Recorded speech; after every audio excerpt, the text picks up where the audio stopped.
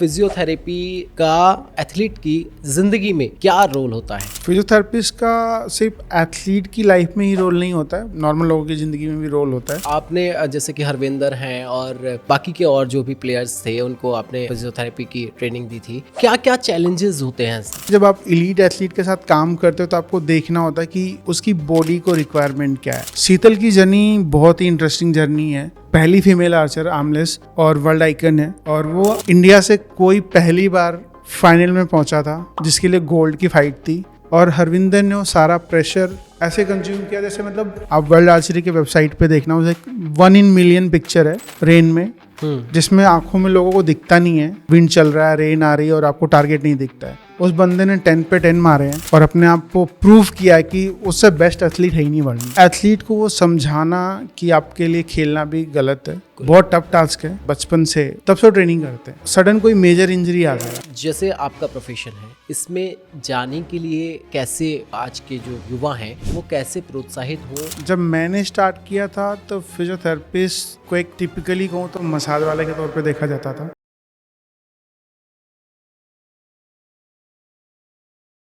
बचपन से हम स्पोर्ट्स को देखते हुए आ रहे हैं, फिर चाहे वो क्रिकेट हो, वॉलीबॉल हो, कबड्डी हो या कोई अन्य खेल। इन खेलों के नेशनल और इंटरनेशनल लेवल पर कई सारे कॉम्पिटिशन्स होते हैं जिनमें तमाम एथलीट्स हिस्सा लेते हैं।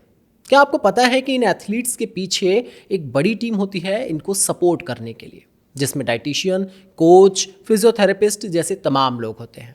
हाल ही में पैरालंपिक में भारतीय कई एथलीट्स ने देश का नाम विश्व पटल पर रोशन किया था। ऐसे ही एथलीट्स को सपोर्ट करने वाले फिजियोथेरेपिस्ट डॉक्टर जय यादव आज हमारे साथ मौजूद हैं, जो बताएंगे कि इन एथलीट्स को किस तरह से ट्रेन किया जाता है, उनका क्या रोल रहता है और इंजरी के टाइम पे उनके लिए क्या चैलेंजेस रहते हैं। नमस्कार, आप देख रहे हैं युग चरण चैनल और मेरा नाम है ऋषभ अग्रवाल, और मेरे साथ इन सभी चीज़ों पर चर्चा करने के लिए मौजूद हैं इंडियन आर्चरी टीम के साथ पिछले कई सालों से काम कर रहे भारतीय एथलीट्स को फिजियोथेरेपिस्ट के तौर पे सपोर्ट करने वाले डॉक्टर जय यादव जी। तो चलिए बात करते हैं। तो सर, आपका सबसे पहले बहुत बहुत स्वागत है युग चरण चैनल पर। Thank you so much whole team of Yug Charan for the invitation me. Thank you.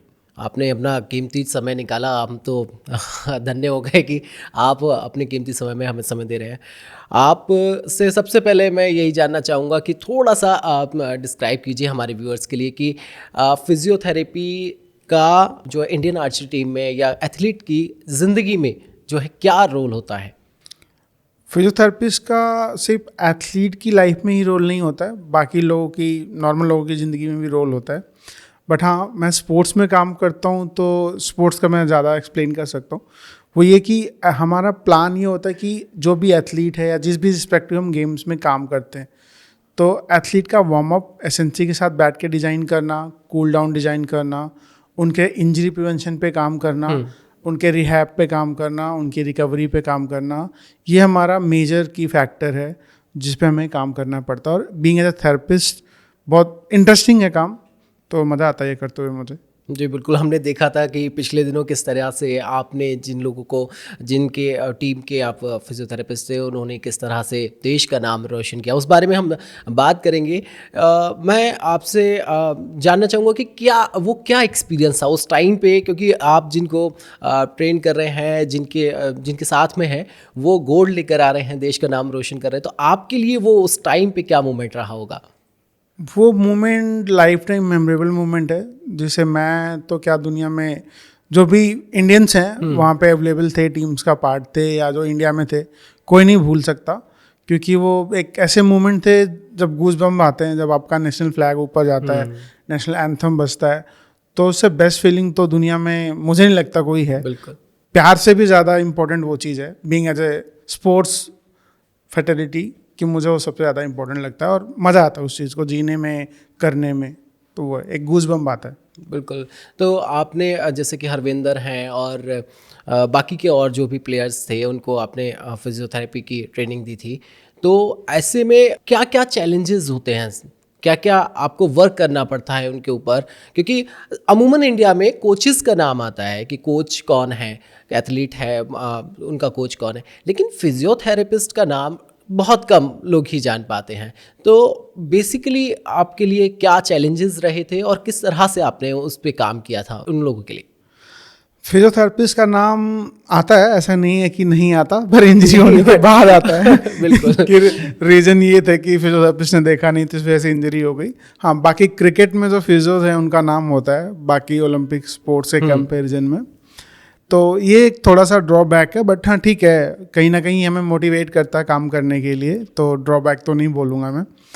तो चैलेंजेस ये होते हैं कि जब आप एलीट एथलीट के साथ काम करते हो तो आपको देखना होता है कि उसकी बॉडी को रिक्वायरमेंट क्या है, या जो कोचेज ने मीजो और माइक्रो साइकिल बनाई है ट्रेनिंग की, जो प्लान है हमारा उस पर कितना काम करना है, कैसे हमें उन्हें रिकवर करना है, कैसे उनका बॉडी वार्म अप में रखना है, कैसे कूल डाउन प्लान करना है, कैसे बाकी चीज़ें देखनी है कि वो अच्छा परफॉर्म कर पाएँ, इंटरनेशनल लेवल पे मेडल इंडिया के लिए ला पाएँ, और वो सबके लिए खुशी की बात होती है। तो वो एक चैलेंज है, बट काफ़ी मतलब अभी हाल ही में एक आया साक्षी मलिक वाला जो आया था, उनका 50 ग्राम या 100 ग्राम वेट बढ़ गया था और उसकी वजह से वो विनेश फोगाट का था, हाँ विनेश फोगाट, मैं नाम मिस कर गया। तो विनेश फोगाट के साथ अब जो चीज़ें रही हैं तो वो उसमें भी आप लोगों का रोल रहता है कि जैसे उनका वज़न बढ़ गया या कम करना है या डाइट को लेके, वो सारी चीज़ों में भी आपका रोल रहता है? तो हमारा रोल ये होता है कि बीइंग एज ए टीम, जो भी डाइटिशियन उनके साथ अवेलेबल हैं, जो एसएनसी है, जो कोच है, तो हर बाउट के बाद देखना होता है कि उनका वेट कितना बढ़ा है या कम हुआ है, रिस्पेक्टिव बाइट के लिए कितना वेट चाहिए, तो उसमें हेल्प करते हैं ताकि रिकवरी प्लान करें, ताकि वेट लूज हो जाए। डाइटिशियन के साथ प्लान करते हैं बैठ कर, डाइटिशियन बोलता है कि इतना डाइट सही है, तो हम प्लान करते हैं कि उसके हिसाब से रिकवरी कैसे होगी बॉडी की, वो चीज़ें हैं। और एसएनसी के साथ कि ये एक्सरसाइज प्लान करनी ताकि एथलीट सेफ भी रहे और अच्छा परफॉर्म भी करे, वो इम्पोर्टेंट। तो मतलब बेसिकली कहा जाए कि फिजियोथेरेपिस्ट का एक अकेले का काम नहीं है, पूरी टीम के साथ मिलके मैनेज करके और फिर उसके बाद आगे काम किया जाता है। कभी भी किसी का भी इंडिविजुअल शो नहीं होता वो, ठीक है, वो पूरी टीम होती है। एसएनसी होता है, डाइटिशियन होता है, स्पोर्ट्स साइकोलॉजिस्ट होता है, कोचेज होते हैं एंड प्लेयर्स होते हैं, और हम होते हैं। तो हम सबका मिलके एज ए फैमिली वो काम होता है। और हम लोग, जितना मैंने 10 साल का एक्सपीरियंस है, यही देखा कि सब लोग मिलके बहुत अच्छा करते हैं, तो वो चीज़ है। तो जय जी, आपने हरविंदर और शीतल को ट्रेन किया और दोनों ने वाकई में देश का नाम रोशन किया। हम लोग तो गदगद हो गए थे जब हमारे पास न्यूज़ आई थी, और आप तो खैर उनके साथ थे, उनको ट्रेन कर रहे थे। तो आपके लिए वो क्या, इन दोनों को ट्रेन करने का क्या चैलेंजेस रहे थे आपकी लाइफ में? तो मुझे कभी इंडियन आर्चरी में लाइक हरविंदर हो गया या शीतल हो गया या किसी भी एथलीट के साथ काम करते हुए ऐसे कभी कोई मेजर चैलेंज फील नहीं हुआ, क्योंकि मैं अपनी जॉब को बहुत प्यार करता हूँ, बहुत पैशन से करता हूँ। तो 2019 से कर रहा हूँ इनके लिए। इनिशियली थोड़ा सा था वो मेरे लिए कि जब 2019 से मैं एबल बॉडी में था, देन सडनली पैरा के लिए आया, तो मेरे को था कि यार एक्स्ट्रा ऑर्डिनरी बच्चे स्किलफुल है, ठीक है, दुनिया उन्हें थोड़ा हेट की नज़र से देखती है, but being as a sports person हम उन्हें बहुत प्यार करते हैं, वो भी हमें उतना ही करते हैं। तो एक वो थोड़ा सा चैलेंज था कि इनके साथ बॉन्डिंग कैसी बनेगी, वो एक चैलेंज था। बट जब इनके साथ काम करना स्टार्ट किया तो मज़ा आया। राकेश जी थे, हरविंदर है, शीतल है, विवेक शिकारा है, पूजा है या Shyam Sundar, they are like good people. By human nature भी अच्छा है, एथलीट भी अच्छे हैं, क्योंकि वो अपने गेम को एंजॉय करते हैं। तो अगर वो कुछ भी करते हैं तो पूरे 100% के साथ करते हैं।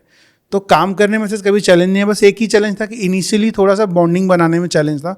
बाकी वो लोग आप जो भी बोलो वो सुनते हैं, समझते हैं, और हम भी समझते हैं कि वो क्या चाहते हैं, उस हिसाब से हम चीज़ें करते हैं। बिल्कुल। इसमें आपने एक नाम का हमने जिक्र किया, शीतल देवी का, और बहुत चर्चाओं में रही थी जिस टाइम में उन्होंने ब्रॉन्ज जीता था, और उस टाइम में बड़ी चर्चाओं में आई थी।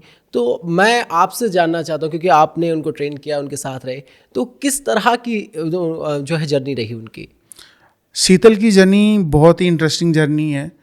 आर्मलेस आर्चर है दुनिया की, वो पहली फीमेल आर्चर आर्मलेस, और वर्ल्ड आइकन है, और वो हाईली मोटिवेटेड एथलीट है हमारी इंडिया टीम की, और स्पेशली आर्चरी की वो पूरी टीम को मोटिवेट करके रखती है। बिल्कुल। और उसके साथ कभी काम करने में से कोई चैलेंज नहीं आया, और उसकी जर्नी हमेशा इंटरेस्टिंग रहती है, क्योंकि वो अपने गेम पे 100% फोकस करती है, मोर देन 100% करती है। मॉर्निंग की जो ट्रेनिंग होती है, अर्ली मॉर्निंग 6 o'clock स्टार्ट होती है, उस पे टाइम से आना, देन वापस आफ्टरनून में जिम करना, देन इवनिंग में वापस ट्रेनिंग करना। तो काफ़ी इंटरेस्टिंग जर्नी है उसकी, और वो अपना कमिटमेंट पूरा करती है उसकी, क्योंकि उसे मालूम है कि उसे देश के लिए क्या करना है। बिल्कुल। तो कभी वो ये नहीं होता कि सिर्फ मुझे अपने लिए करना है।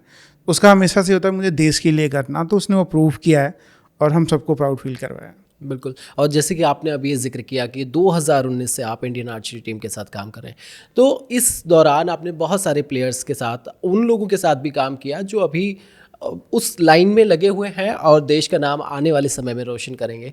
तो ऐसे कुछ नाम और उनकी जर्नी के बारे में मैं ज़रूर आपसे जानना चाहूँगा।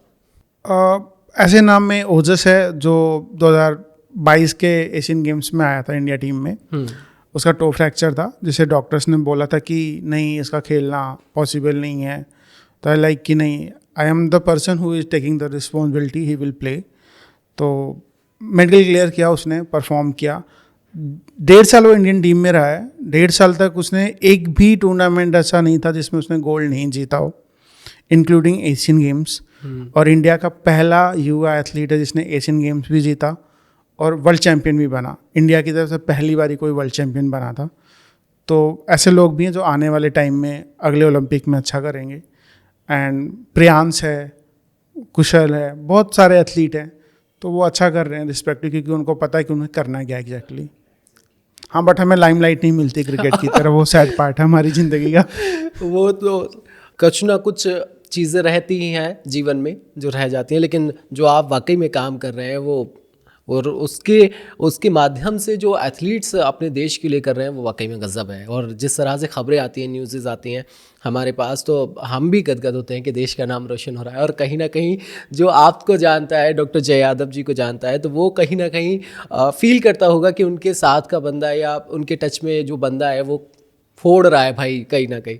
तो ये तो जय जी शीतल की बात हो गई। अब हरविंदर को भी, उन्होंने भी गोल्ड जीता था, उनके साथ आपका एक्सपीरियंस कैसा रहा? उनके साथ मेरा एक्सपीरियंस अच्छा रहा है, हमेशा अच्छा रहा है। और वो डे हमारे लिए बहुत इम्पोर्टेंट था। और एक होता ना एनर्जी आपको फील होती है कि नहीं यार आज हमारा दिन है। तो हमें सुबह से ही पता था कि आज हमारा दिन है। बट हाँ, एक पहला जो मैच था हमारा वो थोड़ा टफ था, बीइंग एज ए फिजियो और जो हरविंदर के कोच हैं गौरव सर। तो हरविंदर, हम तीनों का यही था कि यार ये पहला मैच निकल रहा है, मेडल तो हम ले लेंगे, वो हमें श्योर था कि हम मेडल ले लेंगे। बट हमें कलर नहीं पता था, बट ये श्योरिटी थी कि मेडल तो आएगा, क्योंकि 2021 वाले ओलंपिक में भी उसका मेडल था। तो ये श्योरिटी थी कि वो परफॉर्म कर लेगा जितना भी मर्जी प्रेशर हो। तो और हरविंदर बहुत हाईली मोटिवेटेड एथलीट है, शीतल की तरह ही।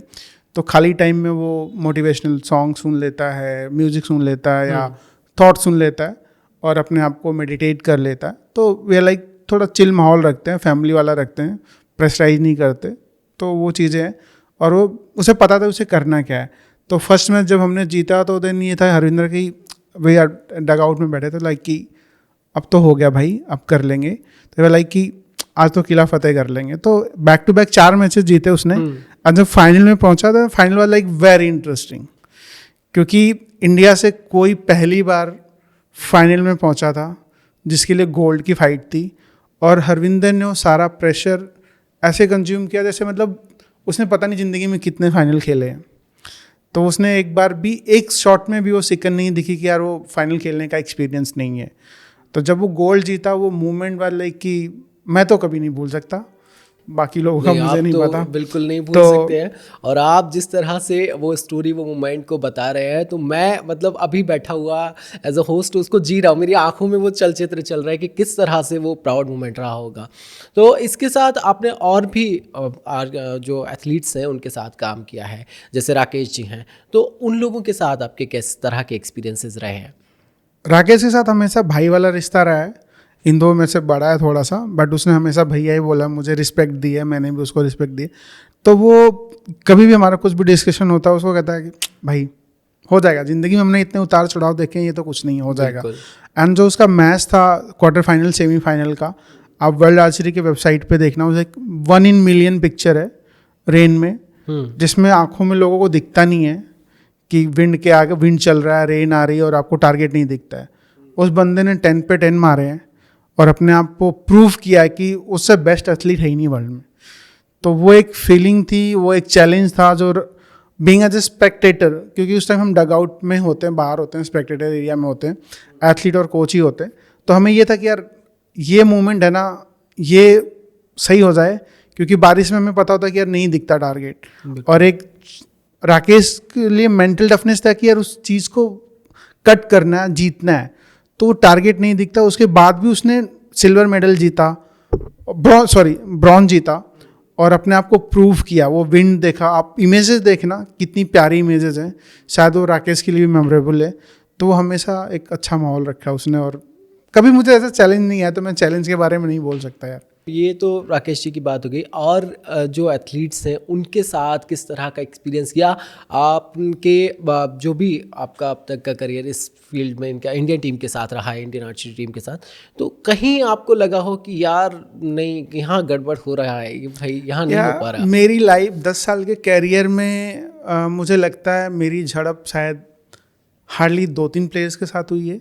ओके, हुई है मतलब? हाँ, क्योंकि एक यार वो सास बहू वाला रिश्ता होता है कि भी हम एक पेज पे नहीं आता, क्योंकि उनका थॉट प्रोसेस अलग होता है। क्योंकि उन्हें होता है कि नहीं हमें खेलना है, हमारा होता है कि नहीं यार अभी इंजरी से बच जाओ, अगला मैच खेल लेना। तो हाई फ्लायर है पवन सहरावत, अभी PKL सीजन चल रहा है, काफ़ी डिमांड में। एंड गुरकीरत मान, मैं एक बार Punjab Ranji selection trial camp के लिए गया था, तो उनसे थोड़ी सी मेरी नोकझोंक हुई थी। पवन सहरावत के साथ हुई है। इक्के दुक्के और एथलीट हैं जो थोड़ा बहुत हो जाता है कि यार नहीं यार इंजरी जल्दी ठीक कर दो, अभी हमें खेलना है, और लाइक नहीं टाइम लगेगा। तो वो थोड़ा बहुत तो चलता रहता है यार, तो पार्ट ऑफ लाइफ है। पार्ट ऑफ लाइफ है, एग्जैक्टली। आपने जैसे अभी जिक्र किया कि इंजरी जल्दी ठीक करने के लिए एथलीट बोलता है, तो आपसे मैं ये जानना चाहूँगा कि लगभग किस तरह की इंजरीज में और कितना टाइम जो है लग जाता है? देखो, अगर मैं बात करूँ शोल्डर इंजरी की, अगर रोटेटर कफ टीयर जो एथलीट में मोस्ट कॉमन है, तो अगर वो ग्रेड 1 है तो मंथ, 45 डेज, 2 वीक्स, डिपेंड्स कि ग्रेड क्या है, एथलीट कितना परफॉर्म कर रहा है असेसमेंट के हिसाब से, उस पर डिपेंड करता है। अगर किसी को ACL टीयर है, it could be 9 month to 1 year, ठीक है। पर उसमें भी हम ये देखते हैं कि उसकी जो पहले पावर थी उसकी डबल पावर आने के बाद हम उसे रिटर्न टू स्पोर्ट्स कराते हैं। जल्दबाजी नहीं करते, क्योंकि वापस से उसको इंजरी होने की प्रोबेबिलिटी रहती है। हाँ, किसी को नॉर्मल नेक पेन हो गया, बैक पेन हो गया, या कोई स्टिफनेस हो गई, ग्लूटियल पेन हो गया, हैमस्ट्रिंग हो गया, तो उस केस में हम मानते हैं कि यार 2-4 दिन 10 दिन में वापस उसको हम ग्राउंड पे ले आएंगे। क्योंकि अगर हमने वो भी नहीं किया तो हम अपने आप को भी जस्टिफाई नहीं कर रहे हैं। तो बीइंग एज ए थेरेपिस्ट वो हमारी रिस्पॉन्सिबिलिटी बनती है कि हम उस चीज़ को क्लियर बताएं कि कितने दिन में आप आ पाओगे। तो वो इंजरीज़ के हिसाब से होता है। नॉर्मल बैक पेन है तो हम 2 दिन में बोलते हैं कि आप खेल सकते हो, ठीक है। हैमस्ट्रिंग है तो 1 हफ्ता, ग्रोइन है तो डिपेंड्स 2 हफ्ते 1 हफ्ता ऐसे रहते हैं। लेकिन ऐसे में कभी कभी चैलेंजेस होते हैं कि बीच में मैच आ रहा है, अब किसी इंजरी को रिकवर होने में 45 डेज लग रहे हैं, लेकिन 30 डेज पे ही मैच है, तो उस पीरियड में किस तरह का चैलेंजेस होते हैं आपके लिए? उस पीरियड्स में चैलेंजेस होते हैं क्योंकि हमें उन्हें जल्दी ग्राउंड पे लाना होता है और सेफ ग्राउंड पे लाना होता है। ऐसा नहीं कि बस सिर्फ ग्राउंड पे लाना है, हम ये नहीं चाहते कि वो ग्राउंड पे आते इंजर्ड हो जाए। तो हमारे पास हाइट एंड टेक्नोलॉजी की मशीनें होती हैं जो हम यूज़ करते हैं स्पोर्ट्स में।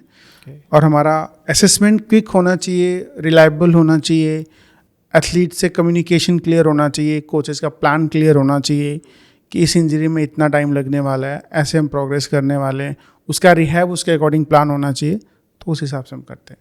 अच्छा, कई बार ऐसा होता है कि फिजियोथेरेपिस्ट और कोच मना करते हैं कि भाई नहीं, तुम खेल सकते हो, ग्राउंड पे आने के लायक अभी नहीं हो, बावजूद इसके प्लेयर्स नहीं मानते हैं। कई बार जैसे कि सुल्तान फिल्म में हमने देखा था कि वो खेलने जाते हैं, मना किया जाता है, डॉक्टर मना करते हैं, लेकिन वो वापस खेलने जाते हैं। ऐसे पीरियड में किस तरह के चैलेंजेस होते हैं और फिर उनका इम्पैक्ट क्या होता है? ऐसे पीरियड्स में चैलेंजेस बहुत बुरे होते हैं, बहुत झड़प होती है, खासकर मेरी तो बहुत हुई है। तो मैं ये नहीं बोलता हूँ कि नहीं होती, होती है, क्योंकि एथलीट को वो समझाना कि आपके लिए खेलना भी गलत है, बिल्कुल बहुत टफ टास्क है। क्योंकि वो सालों से, बचपन से, जब 7-8 साल के होते हैं तब से, या 10-12 साल की एज के, तब से ट्रेनिंग करते हैं। और सडन कोई मेजर इंजरी आ जाए, ठीक है, और कोई इंपॉर्टेंट मैच हो जिसके लिए वो इतने सालों से प्रैक्टिस कर रहे हैं, ठीक है, तो बीइंग एज अ थेरेपिस्ट आपको वो समझाना, उनको मोरली सपोर्ट देना, समझना बहुत इंपॉर्टेंट है। हाँ, कई चीज़ें होती हैं जो हम भी नहीं कर पाते, नहीं समझ पाते, क्योंकि शायद वो मोमेंटम हम भी लैग करते हैं, क्योंकि बहुत प्रेशर होता है। तो वो चीज़ें बहुत चैलेंजिंग होता है, बट समहाउ हम किसी ना किसी तरह से ओवरकम करके आ जाते हैं। इक्के दुक्के चांसेस होते हैं जब हम नहीं समझा पाते या हम खुद भी नहीं समझ पाते सिचुएशंस को प्रेशर की वजह से, तो वो चीज़ें होती रहती हैं। तो अगर ऐसी सिचुएशन में अगर प्लेयर एथलीट नहीं मान रहा है, वो ग्राउंड पे जाता है, तो उस पीरियड में आपके ऊपर क्या इम्पैक्ट पड़ता है? उस पीरियड में हमारे ऊपर यही आता कि भाई तुम्हारी गलती है, तुम्हारी वजह से इंजरी हुई है, तुमने राइट डायग्नोसिस नहीं किया, तुमने राइट रिहैब नहीं किया। तो वो एक बहुत ही बुरा इम्पैक्ट डालता है बीइंग एज ए थेरेपिस्ट। कोई भी थेरेपिस्ट हो, मैं हूँ या दुनिया का कोई भी थेरेपिस्ट हो, बट हम उसे भी एक पॉजिटिव वे में लेते हैं कि शायद हमारे लिए लर्निंग फेज है, अगले टाइम पे हम शायद बेटर कर पाए। उसमें लीगली भी कुछ चीज़ें रहती हैं? बहुत सारी चीज़ें तो जो मैं यहाँ पे डिस्कस नहीं कर सकता। बिल्कुल। तो डॉक्टर जय, आपने जैसे कि प्रो वॉलीबॉल किया है, तो उसमें और इस पैरालंपिक में दोनों में क्या आपके लिए चैलेंजेस अलग अलग रहे? तो उसमें क्या चैलेंजेस रहे आपके लिए? प्रो वॉलीबॉल एक प्रोफेशनल लीग है जिसमें कॉर्पोरेट्स इन्वॉल्व है। उसमें काम करने का अलग मज़ा है, अलग चैलेंजेस हैं, क्योंकि वो 2 महीने का पीरियड होता है, 1 मंथ का लाइक प्री सीजन बोलते हैं जिसे, वो होता है जिसमें आपको एथलीट को डे 1 स्क्रीन करना होता है, आपको टीम को रिपोर्ट करना होता है, ओनर को, कोचेस को, मैनेजमेंट को, कि इसको ये इंजरी है जो एथलीट छुपाते हैं मैक्सिमम, और ये इंजरी होने की प्रोबेबिलिटी है। बीइंग एज ए थेरेपिस्ट आपकी रिस्पॉन्सिबिलिटी है उस राइट चीज़ को राइट टाइम पे बता दो एंड राइट चीज़ें प्लान करो। अगर आपको लगता है कि नहीं यार ये एथलीट नहीं खेल सकता, तो आपकी रिस्पॉन्सिबिलिटी आप टीम मैनेजमेंट को बताओ ताकि वो राइट टाइम पे राइट डिसीजन ले पाएँ। आपको लगता है कि नहीं एथलीट बता रहा और आप वो चीज़ें मैनेज कर पाते हो, तो थोड़ा बहुत 19-20 चलता है, क्योंकि वो आप अपने ऊपर रिस्क लेके करते हो। क्योंकि किसी एथलीट को आप ऐसे ही बाहर का रास्ता नहीं दिखा सकते अपनी ईगो में कि यार मैं तो बेस्ट थेरेपिस्ट हूँ, ठीक है। आपको समझना पड़ता है कि उसने भी मेहनत करके यहाँ तक पहुँचा है। तो वो चीज़ें होती हैं, और कॉर्पोरेट सपोर्ट करता है, बहुत हद तक सपोर्ट करता है, क्योंकि वो आपको बहुत सारी लग्जरीज की चीज़ें देता है, एथलीट को भी, कोचेस को भी और स्पोर्ट्स स्टाफ को भी। वो सारा आपका एक्सपेंसेस बियर करते हैं। तो आपकी रिस्पॉन्सिबिलिटी बनती है कि एथलीट के साथ भी होनेस्ट रहो, टीम के साथ भी होनेस्ट रहो। तो वो एक चैलेंजेस होते हैं, तो कर लेते हैं वो लोग हम आराम से। तो उसमें मतलब जिस तरह से यहाँ पे होता है और वहाँ पे जिस तरह से होता है प्रो वॉलीबॉल में, तो दोनों में डिफरेंस है? बहुत डिफरेंस है, ह्यूज डिफरेंस है। वहाँ आप टीवी पे दिखते हो, बैक टू बैक मैचेस होते हैं। ओलंपिक साइकिल में क्या होता है कि आप 4 साल मेहनत करके फिर ओलंपिक के लिए जाते हो, ठीक है। तो वो एक विंडो होती है कि हाँ भाई क्वालिफिकेशन है, फिर प्री क्वार्टर है, फिर क्वार्टर है, फिर सेमी है, फिर फाइनल है। बट यहाँ पे क्या होता है कॉर्पोरेट्स में, जैसे प्रो वॉलीबॉल है या लीग है, स्टेज मैचेस हैं, फिर क्वालिफिकेशन राउंड है, फिर सेमी है, फिर फाइनल है। तो मतलब प्लान वैसे ही होते हैं, बट ये बहुत फास्ट होते हैं। वहाँ पे आपके पास एक विंडो है। अगर मान लो सपोज किसी एथलीट को इंजरी हुई, तो वो टाइम पीरियड है उसके पास 4 साल का कि वो कम बैक कर लेगा। बट लीग्स में उतना टाइम पीरियड नहीं होता। आपको क्विक एनालिसिस, क्विक डिसीजन देना होता है कि ही इज़ रेडी और नॉट। अगर आपने मिस्टेक करी तो आप उसके साथ भी गद्दारी कर रहे हो और खुद के साथ भी कर रहे हो। तो वो एक चैलेंजेस रहते हैं, तो वो मैनेज करने आने चाहिए आपको। कोई आपका एक्सपीरियंस रहा? वही आपको एक्सपीरियंस सिखाता है। नहीं, वो मैं जानना चाहूँगा, कोई आपका एक्सपीरियंस इसका थोड़ा वियर्ड सा एक्सपीरियंस रहा हो? लकली हमारी टीम में 2 प्लेयर्स थे प्रो वॉलीबॉल में जिनको इंजरी हुई, थंब इंजरी। शायद आपने या किसी ने शायद सुनी हो भी, नहीं भी सुनी हो, कि डाइव करते हुए बॉल को टैकल करते हुए थंब पे बॉल लगा और मल्टीपल फ्रैक्चर। ओके, ठीक है। बट लकली वो हमारा लास्ट मैच था, तो we are in the safe hand, क्योंकि ऑलमोस्ट हम बहुत सारे मैचेस लूज कर चुके थे ड्यू टू अदर्स रीजंस। तो वो एक चैलेंज था। हाँ, पवन सहरावत के केस में मेरे लिए बहुत बड़ा चैलेंज था, क्योंकि उनकी इंजरी प्री सीजन ख़त्म होने वाला था और लीग स्टार्ट होने वाली थी, तब हुई थी। एंड उसमें हमने 2-3 डॉक्टर से, जो इंडिया के बेस्ट स्पोर्ट्स मेडिसिन डॉक्टर्स हैं, उनसे कंसल्ट किया था। एंड दे वर लाइक कि कर सकते हैं, नहीं भी कर सकते। हमने असेसमेंट भी करी थी, जो केरला में अवेलेबल है, इंडिया मतलब नॉर्थ इंडिया में भी अवेलेबल है, बट बहुत हाई प्रोफाइल सेंटर्स पे। तो उसके बाद भी यही था कि यार नहीं, अगर हम करते हैं तो रिस्क रहेगा। तो हमारा एक कम्युनिकेशन हुआ था, थोड़ा हीट ऑफ द मोमेंट हो गया था। एंड आई वाज लाइक कि नहीं कर सकते, या नहीं वाज लाइक कि नहीं मुझे करना है। देन आई वाज लाइक कि करो, but I am not the guy who take the responsibility for your injury. But वो फर्स्ट मैच के विदिन 8 मिनट्स वो इंजरी हो गई थी। तो वो एक ड्रॉबैक था, एक सेटबैक था, और एक हर्टिंग मोमेंट था दोनों के लिए, तो दोनों के, तीनों के लिए, टीम के लिए, उनके लिए, मेरे लिए। तो वो चीज़ें होती रहती हैं। तो डॉक्टर जय, जैसे कि हमने बहुत सारी चीज़ों पे चर्चा की, लेकिन जैसे आपका प्रोफेशन है, इसमें जाने के लिए कैसे लोगों को, आज के जो लोग आ रहे हैं, जो युवा हैं, वो कैसे प्रोत्साहित हों इस ओर अपना करियर देख पाएँ, और आपकी क्या जर्नी रही है इस फील्ड में? देखो, आज के जो युवा हैं वो आराम से आ सकते हैं, पहले भी आ सकते थे, ऐसा नहीं था कि नहीं आ सकते थे, बट दोनों टाइम के ड्यूरेशन में बहुत चेंजेज है। जब मैंने स्टार्ट किया था तो फिजियोथेरेपिस्ट को एक टिपिकली कहूँ तो मसाज वाले के तौर पे देखा जाता था, क्योंकि वो लगता था यार मालिश करने वाला आ गया। तो एक थोड़ा सा कहीं ना कहीं नेगेटिविटी देता था माइंड में कि यार क्या चूज़ कर लिया है। बट मुझे पता था कि मुझे ज़िंदगी में क्या करना है, तो वो उतना हावी नहीं हुआ, क्योंकि नेगेटिविटी जितना हावी होगी उतना आप अपने डायरेक्शन से दूर होगे। जो आज की जनरेशन है, अगर वो 10+2 मेडिकल में, बायो में, तो वो आराम से फिजियोथेरेपी का कोर्स कर सकती है। देन उसके बाद मास्टर परस्यू कर सकती है स्पोर्ट्स में, ऑर्थो में, न्यूरो में, कार्डियो में, पीडियाट्रिक में, पीडियाट्रिक्स में, डिपेंड्स उनका इंटरेस्ट किस में है, तो उस हिसाब से कर सकती है। और आई थिंक सो पीसीबी में हमारे टाइम पे 60% थे फिजिक्स, केमिस्ट्री, बायो में। अभी भी शायद कट वही होना चाहिए, 60 या 70% उतने होने चाहिए एग्रीगेट। एंड देन उसके बाद आप एग्ज़ाम दे के किसी भी गवर्नमेंट कॉलेज में, प्राइवेट कॉलेज में एडमिशन लेके 4.5 ईयर की स्टडी होती करके आप आगे मास्टर्स के लिए परस्यू कर सकते हो। तो एज अ फिजियोथेरेपिस्ट एक अच्छा करियर ऑप्शन हो सकता है? बहुत अच्छा हो सकता है। आप में वो काबिलियत होनी चाहिए, वो हुनर होना चाहिए, वो जज्बा होना चाहिए, जुनून होना चाहिए। ठीक है, आप कोई भी प्रोफेशन उठा लो, गिनती के 10% लोग टॉप पे होते हैं, तो कोई प्रोफेशन किसी को टॉप पे नहीं बनाता। आप कितने जुनूनी हो, कितनी काबिलियत रखते हो, वो बनाता है। exactly। तो एक अच्छा प्रोफेशन है, आपके ऊपर डिपेंड है कि आप कितना देते हो उसको। तो करियर ऑप्शन, जैसे कि आप इंडियन आर्चरी टीम के साथ काम कर रहे हैं, तो उस तरफ जाने के लिए एक फिजियोथेरेपिस्ट की पढ़ाई करने वाले या फिजियोथेरेपिस्ट को किस तरह से अप्रोच करना चाहिए? उसे मतलब जब वो 10+2 में है तो उसे क्लियर होना चाहिए। देखो, जितने भी इंडिया में फिजियो हैं, 90% लोग एक्सीडेंटल फिजियोथेरेपिस्ट हैं। ठीक है, हम सब MBBS की तैयारी करने आते हैं, बिल्कुल। तो कहीं ना कहीं हम नहीं कर पाते, तो ये होता है कि यार चलो कुछ कर लेते हैं, नाम के आगे डॉक्टर लग जाए, तो फिर डॉक्टर फिजियोथेरेपी कर लेते हैं। तो हमारे कॉलेज में सबसे पहला क्वेश्चन यही होता है कि भाई फिजियोथेरेपी क्यों चूज़ की। जबकि अगर टेक्निकली मैं बोलूँ तो किसी को जवाब नहीं पता होता, क्योंकि बस ये बोल देते यार MBBS नहीं हुआ तो इसलिए कर ली। ठीक है, सिर्फ 10% लोग जो होते हैं जो बोलते हैं कि नहीं मैंने फिजियोथेरेपी चूज़ करी क्योंकि मुझे फिजियोथेरेपी का पता है। और फिजियोथेरेपी एक ऐसी टेक्निक है जिसमें आप बिना मेडिकेशंस के किसी भी बंदे को उसके डेली एक्टिविटीज़ के लिए वापस से जुनून पैदा करते हो, लाते हो वापस उसे वो काम करने के लिए।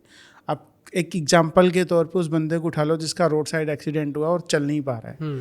ठीक है, उसको नी में या हिप में प्लेट पड़ा है, या वायरिंग हुई है, या स्क्रू पड़ा है, तो उसे बेड पे पड़े पड़े कितना बुरा लगता है। तो यही सोचता है कि मेरी ज़िंदगी ख़त्म है। या जो आप पैरा एथलीट्स देखते हो जिनके हाथ नहीं है या पैर नहीं है, वो लोग सोचते हैं कि हमारी लाइफ ख़त्म है। तो बीइंग एज ए थेरेपिस्ट आप उनको वो एक्टिविटीज़ कराने में वापस लाते हो। तो इस तरह का हमारा प्रोफेशन है, इस तरह का हम काम करते हैं। तो वो हम में वो जुनून होना चाहिए कि हम क्या डिलीवर करने वाले हैं और क्यों करने वाले हैं, वो पैशन होना चाहिए।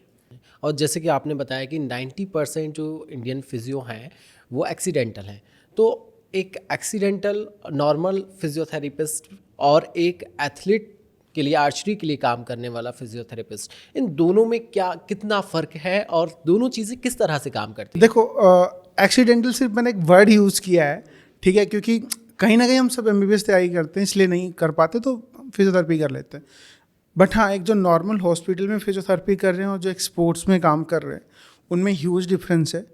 क्योंकि हम जो हॉस्पिटल में काम कर रहे हैं हम उसमें कार्डियो के पेशेंट देखते हैं, कार्डियक बाईपास सर्जरी का देखते हैं, नी रिप्लेसमेंट के देखते हैं, या शोल्डर रिप्लेसमेंट हो गया, हिप हो गया, अदर्स कंडीशंस हो गई, न्यूरो हो गई, जेडियाट्रिक हो गई, या स्ट्रोक हो गया। बट इन स्पोर्ट्स आप ओवरऑल देखते हो। ठीक है, आपको वो देखना है कि इसको कार्डियक अरेस्ट भी नहीं आए या फिट भी रहे। ठीक है, इसको बैक पेन भी मिनिमम रहे, इसको शोल्डर इंजरी भी ना हो, तो वो चैलेंजेस थोड़े ज़्यादा होते हैं, तो आपको अपनी स्किल्स थोड़ी ज़्यादा करनी पड़ती। ओके। तो एक इंडियन नॉर्मल फिजियोथेरेपिस्ट क्या आर्चरी के लिए काम कर सकता है? अगर वो स्किलफुल है तो बिल्कुल कर सकता है। और अगर वो स्किलफुल नहीं है और होना चाहता है तो उसके लिए क्या काम करना? बहुत सारे कोर्सेज हैं जो इंटरनेशनली भी हैं, नेशनली भी हैं। लाइक जब मैंने अपना कैरियर स्टार्ट किया था तो मेरे को शुरू से कॉलेज से ये था कि मेरे को स्पोर्ट्स में काम करना है, क्योंकि क्रिकेट देखते थे, पता लगता था कोई आता इंजरी ठीक करके चला गया, बट नाम नहीं पता होता था। तो कॉलेज में पता लगा कि वो स्पोर्ट्स फिजियो होते हैं, तो ये था कि स्पोर्ट्स में काम करना है। तो स्पोर्ट्स में काम करने के लिए या तो फिर आपको मास्टर डिग्री चाहिए स्पोर्ट्स की, देन उसके बाद 2 ईयर एक्सपीरियंस चाहिए। तो लकीली मेरे ऐसे कोई गॉडफादर नहीं रहे इस इंडस्ट्री में, तो खुद से कुछ चीज़ें फिगर आउट करी कि कैसे करना है। तो फेलोशिप किया स्पोर्ट्स रिहैब में अपोलो हॉस्पिटल से, जो मार्टिन लूथर यूनिवर्सिटी मेघालय से एफिलेटेड है, वहाँ से किया। उसके बाद मुझे चंडीगढ़ फुटबॉल में ब्रेक मिला, वहाँ से मिनर्वा मिला, फिर अभिनव बिंद्रा मिला, ऐसे करते करते इंडिया टीम मिली। तो उसके लिए मैंने साथ साथ अपनी स्किल अपग्रेड करी। मैंने ड्राई नीडलिंग करी जो स्पोर्ट्स में डिमांड होती है, टेपिंग का कोर्स किया, फिर मैंने रिहैब ट्रेनर किया, फिर मैंने एसएनसी किया, फिर मैंने अदर्स कोर्सेज किए, ऑर्थोपेडिक मैनुअल थेरेपी करी। तो अपने आप को अपग्रेड करता रहा, क्योंकि मार्केट में डिमांड है, आपको आना चाहिए। It's not about demand, it's about कि आपको आना चाहिए। आप जो भी डिसीजन कर रहे हो वो आपके एथलीट को फ़ायदेमंद होना चाहिए, आपकी टीम को फ़ायदेमंद होना चाहिए। ऐसा नहीं कि आप आगे सिर्फ सैलरी लेके जा रहे हो, आपको प्रोडक्टिविटी आपकी दिखनी चाहिए, तो आपको स्किलफुल करना पड़ता है। तो कोई भी आके कर सकता है, बट वो जुनून होना चाहिए करने का, तो वो चीज़ है। जैसे कि जो फिजियोथेरेपिस्ट का कोर्स करना चाहते हैं या जो बच्चे हैं और जिनके पेरेंट्स चाहते हैं कि हमारा जो बच्चे हैं वो फिजियोथेरेपिस्ट बने या उस तरफ जाएं, तो उन्हें कब से इसकी तैयारी बच्चे को करानी चाहिए? यार देखो, बच्चों को शुरू से इंटरेस्ट होना चाहिए उसे फिजियोथेरेपी करनी है या नहीं करनी है, क्योंकि इंडिया में मैंने नहीं देखा कि कोई फिजियोथेरेपी सिर्फ फिजियोथेरेपी करने के लिए आता हो। तो ये कहना एक बहुत टफ टास्क है कि यार उसे 10वीं से ही तैयारी कर देनी चाहिए या 12वीं से कर देनी चाहिए। बच्चे को इंटरेस्ट है या नहीं, वो सबसे इम्पोर्टेंट है, तो वो चीज़ है। तो अगर कोई पेरेंट्स चाहते हैं कि मेरे मतलब बच्चे को भी इंटरेस्ट है और पेरेंट्स भी चाहते हैं, तो उन्हें कहाँ से कैसे कैसे तैयारी करानी चाहिए जिससे कि वो फिजियोथेरेपी के फील्ड में बेटर कर पाए? तो अगर वो 10th पास हो चुके हैं, जैसे यूपी बोर्ड में क्या होता है कि आप 9th-10th में ही मेडिकल साइंस ले लेते हो या नॉन मेडिकल ले लेते हो। हरियाणा बोर्ड में +2 में होता है वो, अदर्स बोर्ड में आई थिंक सो +2 में ही होता है। तो उस टाइम पे आपको बायो में, फिजिक्स में, केमिस्ट्री में उतनी कमांड होनी चाहिए कि जो भी फिजियोथेरेपी से रिलेटेड गवर्नमेंट एग्जाम है एडमिशन्स के लिए, वो आप क्लियर कर पाओ और वो कॉलेजेस ले पाओ जहाँ पे आपको अच्छी एजुकेशन मिल पाए। एंड देन उसके साथ साथ आप अदर्स जो कोर्सेज मैंने बताएं, रिहैब ट्रेनर हो गया, नीडलिंग हो गया, मैनुअल थेरेपी हो गया, टेपिंग हो गया, या अदर्स कोर्सेज हैं, उस पर आप काम करो, सीखो बेस्ट इंस्ट्रक्शन से। ऐसा नहीं कि किसी से भी सीख लिया। बिल्कुल। जो पिछले 25-30 सालों से जिनको कमांड है कि नहीं यार ये करा रहे हैं तो बेस्ट करा रहे हैं।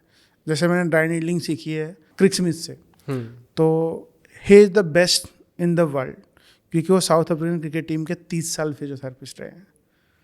तो उनसे बेटर दुनिया में कोई नहीं सिखाता। तो मायने रखता है कि आपका गुरु कौन है?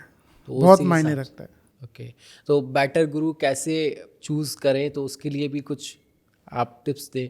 बेटर गुरु, एक तो आप देखो कि उनसे सीख कितने लोग रहे हैं, सीखने के बाद डिलीवरेंस कितने लोगों की अच्छी आ रही है, ठीक है। और आप जब उस वर्कशॉप में जा रहे हो, उनसे सीखने जा रहे हो, तो आप कितना ओपन माइंडेड जा रहे हो।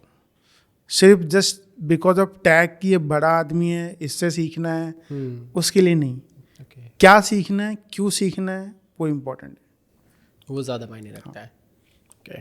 तो अगर कोई फिजियोथेरेपिस्ट का कोर्स करता है, उसके बाद वो जो सोच कर आया है वो उस तरीके से नहीं फोड़ पा रहा है, तो क्या करियर ऑप्शंस रह जाते हैं फिर उसके लिए? देखो, कैरियर ऑप्शंस उसके लिए बहुत कुछ हैं। सपोज मैंने फिजियोथेरेपी करी और मेरे को लगता है कि यार नहीं यार मेरे से अब नहीं हो रहा है, ठीक है, तो आप बीपीटी के बाद एमबीए कर सकते हो हेल्थ केयर मैनेजमेंट में, ठीक है। बाकी एमबीए कर सकते हो, एचआर में कर सकते हो, सेल्स में कर सकते हो, मार्केटिंग में कर सकते हो, ठीक है। एमएससी एनाटॉमी कर सकते हो, एमएससी फिजियोलॉजी कर सकते हो, MSc किसी भी इंडस्ट्री में कर सकते हो जो मेडिकल से रिलेटेड है, ओके। तो आप कर सकते हो। ऐसा नहीं कि आपके कैरियर ऑप्शंस खत्म हो जाएंगे। तो वहाँ पे ये फिजियोथेरेपिस्ट का उनका कोर्स बिल्कुल कर प्रॉफिटेबल सकते रहेगा। हो, बिल्कुल। Okay okay. अब डॉक्टर जय, एक चीज़ और मैं जानना चाहूँगा, जैसे कि हम बात कर रहे थे कि जो बहुत ज़्यादा नहीं अफोर्ड पा रहे हैं उनके लिए भी करियर ऑप्शंस बहुत सारे हैं फिजियोथेरेपिस्ट का कोर्स करने के बाद। स्पोर्ट्स फिजियोथेरेपिस्ट का अगर डिग्री ले ली है और कोर्स कर लिया है, उसमें आगे बढ़ने की कोशिश कर रहे हैं, उसमें किस तरह के करियर ऑप्शंस रहते हैं? अगर आपने मास्टर्स इन स्पोर्ट्स फिजियोथेरेपी करी है तो आप पहले डोमेस्टिक या स्टेट लेवल पे किसी टीम के साथ काम करो, ठीक है। लाइक बास्केटबॉल हो गया, स्विमिंग हो गया, टेनिस हो गया, क्रिकेट हो गया, कोई भी जो भी आपको अपॉर्चुनिटी दे दे, आप जाओ, बात करो, जो भी आपको चांस दे काम करो, 1-2 साल एक्सपीरियंस लो, फिर जो भी रिस्पेक्टिव वैकेंसीज निकलती हैं जिस गेम में आपको इंटरेस्ट है अप्लाई करो। इंटरव्यू तो क्लियर हो गया तो आप सेटल हो जाओ, नहीं तो आप अपना क्लिनिक खोल के ओके, पर्सनल क्लिनिक भी खोला जा बिल्कुल। सकता है। ओके। ये तो फिजियोथेरेपिस्ट की हमने बात कर ली। कुछ एथलीट्स हैं जो जो युवा हैं वो एथलीट्स बनना चाहते हैं, उसमें शुरुआत करना चाहते हैं, तो उनके लिए कुछ टिप्स आप देना चाहें कि किस तरह से वो अपनी स्टार्टिंग फेज़ में इंजरी को बचाएं, ना होने दें, तो उसके लिए क्या करना चाहिए उनको? जो भी युवा एथलीट हैं या जो एलीट एथलीट हैं या जो स्टेट लेवल्स के एथलीट हैं, उनको सबसे इम्पोर्टेंट चीज़ तो ये समझना है कि उन्हें अपने वार्म अप और कूल डाउन और रिकवरी पे बहुत ध्यान देना है, इंक्लूडिंग उनकी जो भी रिस्पेक्टिव गेम की टेक्निक्स हैं जो उन्हें परफॉर्म करने में हेल्प करती हैं। तो वो सारी चीज़ें अगर वो एक सेगमेंट में रखेंगे, एक सिस्टम में रखेंगे, तो लेस से लेस इंजरी होंगी। ऐसा नहीं होगा कि इंजरी नहीं होंगी, पर मिनिमम होंगी। तो उन्हें पता होना चाहिए कि उनका वार्म अप का इंपॉर्टेंस क्या है, कूल डाउन का या डाइट प्लान का क्या इंपॉर्टेंस है, रिकवरी का क्या इंपॉर्टेंस है, रिकवरी के को फैक्टर्स जो भी हैं आपके sleep quality, quantity, water intake, resting heart rate, ice bath, massage, वो सब उनको समझ में आना चाहिए। और वो डिस्कस कर सकते हैं अपने कोचेस से, आसपास किसी भी फिजियोथेरेपिस्ट से या सीनियर एथलीट से। एक सवाल और आता है इसमें कि एक यंग एथलीट है जो कि अभी तैयार हो रहा है खेलने के लिए, और एक वो एथलीट है जो पिछले 10 सालों से खेल रहा है, तो दोनों की इंजरी की रिकवरी में क्या फ़र्क आता है और वहाँ पे क्या चैलेंजेस आते हैं? दोनों की इंजरी रिकवरी में बहुत फ़र्क आता है। जो यंग लड़का है उसकी इंजरी जल्दी रिकवर करती है, ठीक है। जो एक टाइम से खेल रहे हैं उनकी बॉडी इतनी ओवर यूज हो चुकी होती है कि थोड़ा इंजरी में टाइम लगता है। उन्हें थोड़ा पेशेंस रखना पड़ता है, थोड़ा समझना पड़ता है कि गेम की जो भी उनकी बायोमैकेनिक्स है उसमें क्या मिस्टेक करी है, क्या करेक्ट करना है, और थेरेपिस्ट के साथ वो डिस्कस करके या कोच के साथ डिस्कस करके जो रिहैब प्लान है उस पर काम करना पड़ता है। तो थोड़ा पेशेंस भी रखना पड़ता है उन्हें। तो ये एक चैलेंजेस रहते हैं। तो डॉक्टर जय, बहुत बहुत धन्यवाद। आज आपने अपना कीमती समय हमें दिया और हमारी ऑडियंस और व्यूअर्स को बताया कि किस तरह से फिजियोथेरेपी का फ्यूचर है और स्पोर्ट्स में किस तरह से एक रोल रहता है फिजियोथेरेपिस्ट का। तो बहुत बहुत धन्यवाद, आपने हमें समय दिया। Thank you so much for the invitation me. Thank you. तो ये थे हमारे साथ इंडियन आर्चरी टीम के साथ पिछले कई सालों से काम करने वाले और भारतीय एथलीट्स को सपोर्ट करने वाले फिजियोथेरेपिस्ट डॉक्टर जय यादव जी, जिन्होंने बताया कि एथलीट्स को किस तरह से ट्रेन किया जाता है, फिजियोथेरेपिस्ट की इंडियन टीम में क्या रिक्वायरमेंट रहती है, क्या रिस्पॉन्सिबिलिटीज़ रहती हैं और वो क्या क्या चैलेंजेस को फेस करते हैं। तो अगर आप भी इस तरह के वीडियोस पसंद करते हैं तो युग चरण चैनल को सब्सक्राइब कीजिए, लाइक कीजिए, कमेंट कीजिए और हमको अपने सुझाव भेजिए कि आगे आप किस तरह के वीडियोस पॉडकास्ट में देखना पसंद करेंगे। एक बार फिर से मेरा नाम है ऋषभ अग्रवाल। नमस्कार।